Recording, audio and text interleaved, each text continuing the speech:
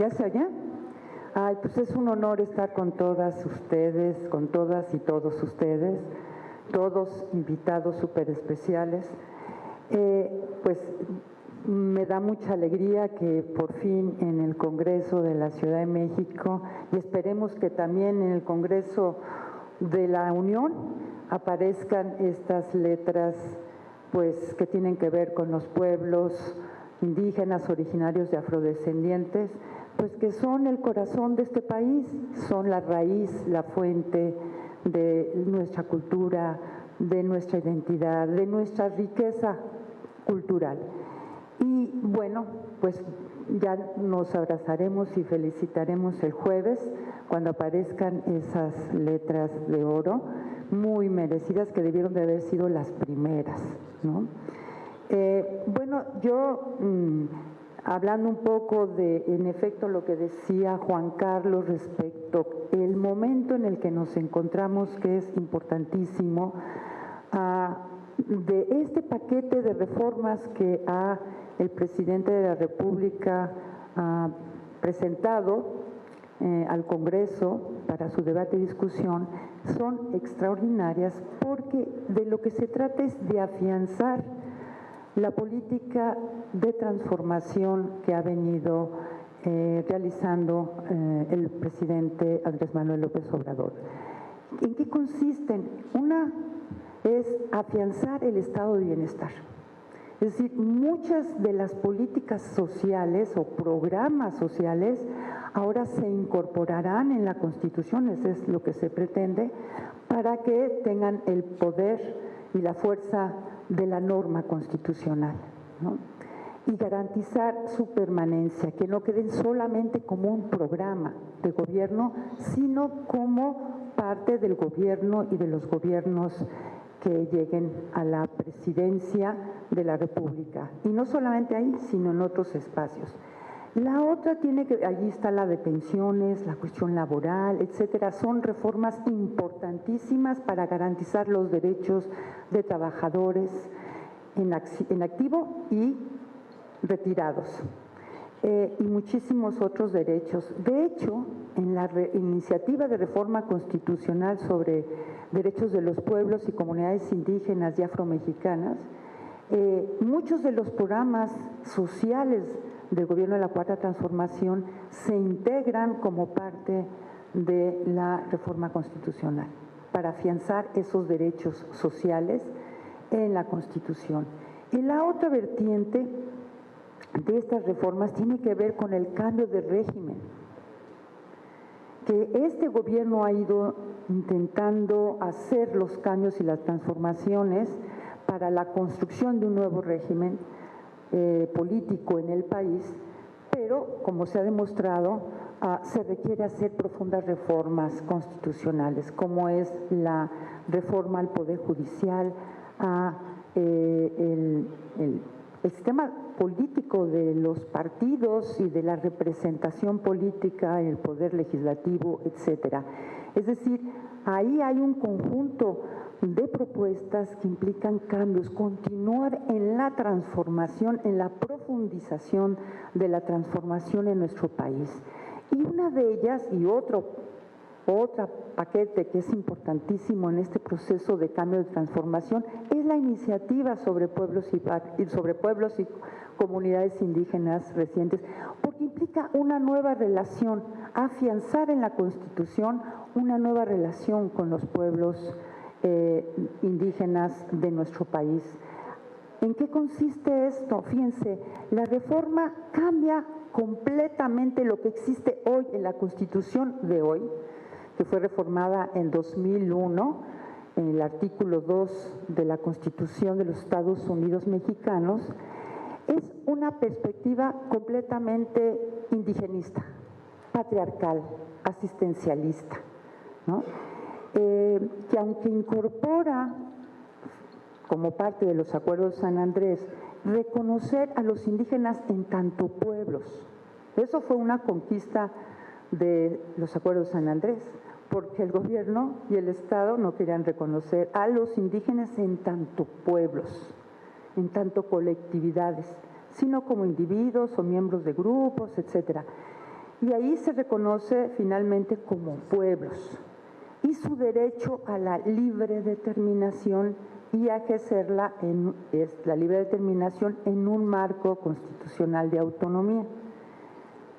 Pero todo lo demás, no hay nada para poder ejercer ese derecho a la libre determinación. Todo lo contrario, es lo que llamo la autonomía heterónoma, es decir, una autonomía que no se puede ejercer. No hay nada, no hay posibilidad de ejercer la autonomía porque no crea las condiciones para ejercerla. E incluso en el apartado B del artículo 2 es todo lo que era el programa indigenista del gobierno, o sea, el programa integracionista, donde concebía a los indígenas como objetos de protección, ¿no?, de asistencia, como si fueran menores de edad, como sujetos inactivos, ¿no? Entonces, toda esta visión de este Estado ya caduco, que ya no lo soportamos, ¿no?, que mira a los ciudadanos como si fueran sujetos pasivos, sin capacidad de autogobernarse, sin capacidad de participar y decidir en la toma de decisiones de este país, del rumbo que queremos que tenga este país, del rumbo que queremos que tengan nuestros propios pueblos. Esta reforma, esta iniciativa que propone el presidente en relación con los pueblos y comunidades indígenas y afromexicanas, rompe con esa perspectiva. Reconoce, fíjense, ¿se acuerdan? Toda la discusión en relación con la reforma de 2001, que establece, que reconoce a los pueblos como entidades de interés público, es decir, como objetos de atención, ¿no? De atención y de asistencia. Por eso el apartado B, pues es todo un programa asistencial, ¿no? Son en la Federación y los estados de la Federación, los municipios que tienen que atender a los pueblos, ¿no? Ahora se cambia totalmente. Ahora se reconoce a los pueblos y comunidades indígenas y afromexicanas como sujetos de derecho público, con personalidad jurídica y patrimonio propio. Esto es importantísimo, es un cambio importante. ¿Qué significa esto? Se reconoce como sujetos colectivos, como una colectividad con capacidad de decidir, como ya se dijo aquí, sobre cuestiones públicas, no solamente en torno a sus derechos, sino también sobre cuestiones de orden público. Y en materia, y también por tanto pueden administrar sus recursos, no solamente esos recursos, porque también en esta reforma constitucional se establece que se tendrá que transferir directamente a los pueblos los recursos que les corresponden, directamente para que los administren los propios pueblos, sin intermediación de ningún orden de gobierno. Esto es un avance importantísimo, importantísimo. Además, bueno, cuando hablamos de patrimonio propio, incluye su patrimonio, el patrimonio de los pueblos, que incluye todo, incluye su cultura, su patrimonio tangible, como lo llaman ahora tangible e intangible, sus tradiciones, costumbres, su forma de gobierno, todo sus territorios, sus bienes comunales, etcétera, todo es parte de su patrimonio. Lo que quiere decir que ustedes tienen todo el derecho a administrar, a decidir sobre su propio patrimonio, ¿no? Y a que sea reconocido por la autoridad y por los gobiernos y los distintos órdenes de gobierno. Es decir, aquí se le está otorgando a los pueblos un poder importantísimo. La otra, fíjense, decíamos, está dividida en 4 apartados. En el primero, donde se establecen sus derechos a la libre determinación, el ser sujetos de derecho público como colectividad, porque como ya se dijo, en tanto ciudadanos ya somos sujetos de derecho, ¿no? Como ciudadanos, o tenemos personalidad jurídica, Pero aquí lo nuevo en la Constitución federal, porque en la Ciudad de México ya lo establecimos. En la Ciudad de México ya está establecido que los pueblos y barrios originarios y comunidades indígenas residentes son sujetos colectivos, así dice la Constitución de la Ciudad de México, sujetos colectivos de derecho público con personalidad jurídica y patrimonio propio. Eso está en la Constitución de la Ciudad de México, pero el que esté en la Constitución federal fortalece esta perspectiva de la Constitución de la Ciudad de México, y lo importante también es que todos los pueblos de este país puedan disfrutar de este derecho y puedan ejercer su capacidad de gobierno y de decidir por sí mismos su desarrollo, su cultura, hacia dónde ir, como decía Juan Pablo, ¿no?